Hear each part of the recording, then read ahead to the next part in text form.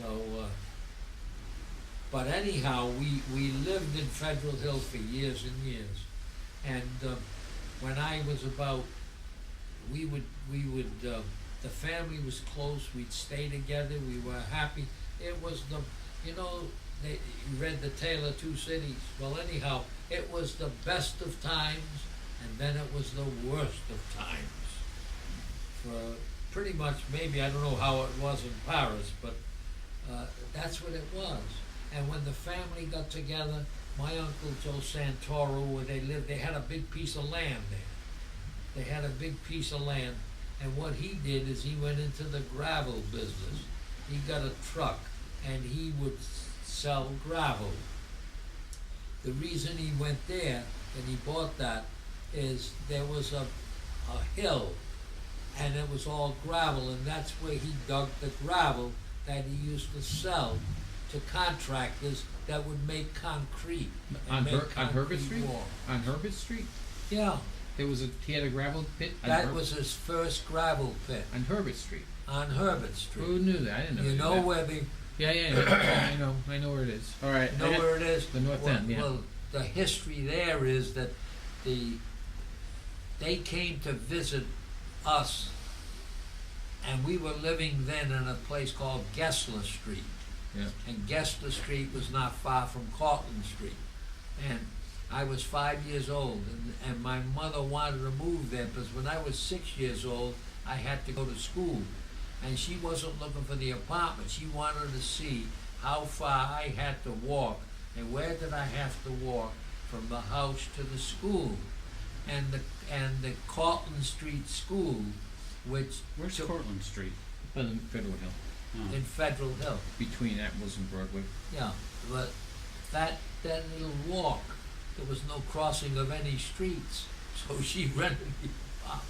But the reason I'm telling you, it was a good size apartment, and on Christmas Eve, you know the way we all get together on Christmas Eve, and we have that big, all the fishes and everything.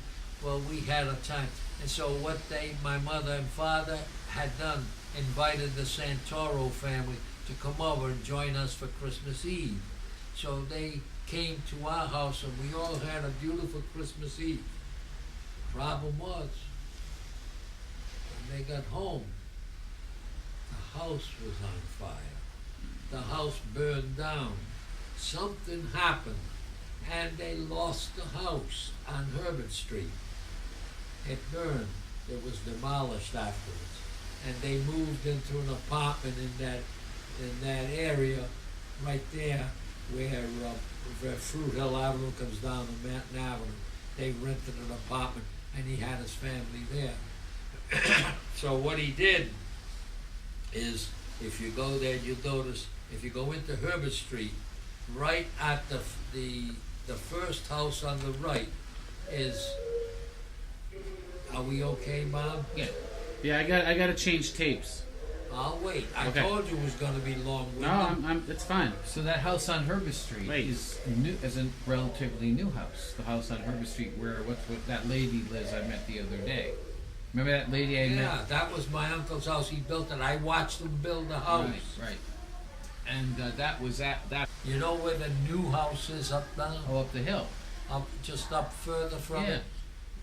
That was the location for the house that burned down. No kidding. So then they moved in the house, the cottage down, that little cottage that's closer to Chalkstone was there when the other house burned down. No, it wasn't. No. That was where the gravel pit was. Oh, I see. That was the opening to the gravel pit. Yeah. Are you still there, Bobby? Give me a second. I don't want to talk if it's Yeah. not working. Was Aunt Sheila's house there? Was Aunt Sheila's house must have been right across the street from the gravel pit. Wasn't there? No, it wasn't across the street from the gravel pit. It was further down, the next, you know where Gina used to live? Yeah. You go up that little street and over there in that I'm area. talking-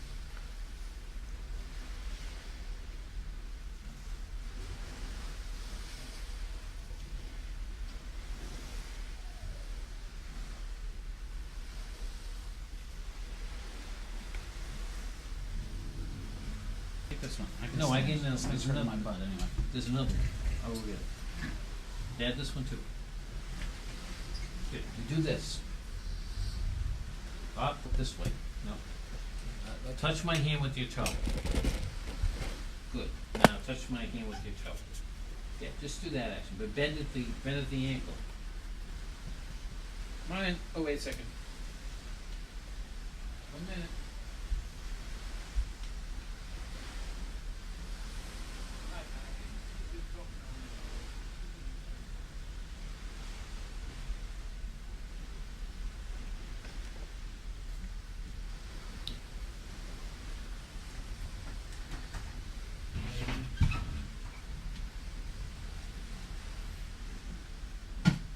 What's going on there?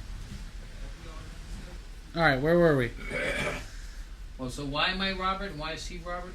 Oh, don't forget, we gotta come back to when I went to school in Cortlandt Street. Yeah. As soon as Bobby's ready. I'm ready. Well, let's backtrack now to your dad wants to know why we got Robert. We lived in an era where people are funny. Even today they do wacky things. But at that time, we were the group of immigrants that came to America, the Italians. But prior to us, there were the Irish that came in. And the Irish came in because of the potato famine, and then they stopped bringing all their people over. Why they came to Providence, I don't know. That doesn't interest me. But what happened was, they had the one big advantage over the Italians. They could speak the language, and we couldn't. We had to learn it, right? But the Irish. Dad, come sit here. So many of them, because of the advantage with the language, they were able to get along or get ahead with their work and so forth. And most of them got into politics, they got into saloons, they got into, the daughters became school teachers. In those days, there was a rule, if you were a school teacher, and most of them were women, and most of them were Irish women, because they could speak the language. They couldn't get married. If they got married, they couldn't serve as school teachers. They were prohibited. So most of them became spinsters. And they said, well, I can't get married, I gotta take care of my mother. They couldn't get married because they'd lose their job. And we had an expression for them, the Italians had an expression for them. They said, sono they are, sonna is they are. That's all bizog. The expression was bizog. You know what that means, they were still virgins, okay? So, but what happened is a lot of these Irish school teachers, they became miserable, you know, and and all of them always picked on the Italians. They called us wops. They called us wops. And the name wop came from when you went through Ellis Island, and a lot of them got off the boat and didn't have any papers. So when you didn't have your paperwork, they put you in a different group. And what they did is they took and they made a little sign with a rope on it and tied it around your neck. It said W-O-P, without papers. So the ones were walking around Ellis Island with W-O-P. They didn't have any paperwork. They had to handle them separately and work it out. Wait, can you pause right there?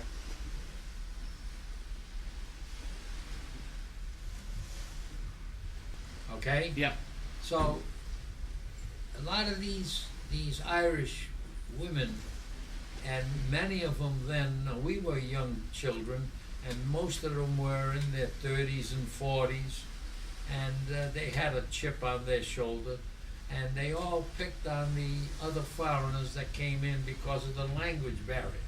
We were supposed to be subservient to them. They did that with the Italians, they did that with the French. There's a lot of French community here. French people worked in the textile mill, and they called the French frogs. They referred to the French people as frogs. And they referred to the Italians as, and the reason they said wops is a lot of them came in with that W-O-P sign on their neck. So they called them wops. But that continued forward, and this is the mentality they had. Now to get back to your father's question. I went to school, the first and second grade, no problem. Then when I was going to go into the third grade, my mother wouldn't hear of it because now I couldn't go to that school. They only taught the first and second grade. Kindergarten, first and second. Kindergarten, first and second, right. So she found out which school I had to go to, and I went to, Gessler? no, just give me a moment. The name of that street is, Federal, I think it's Sutton, S-U-T-T.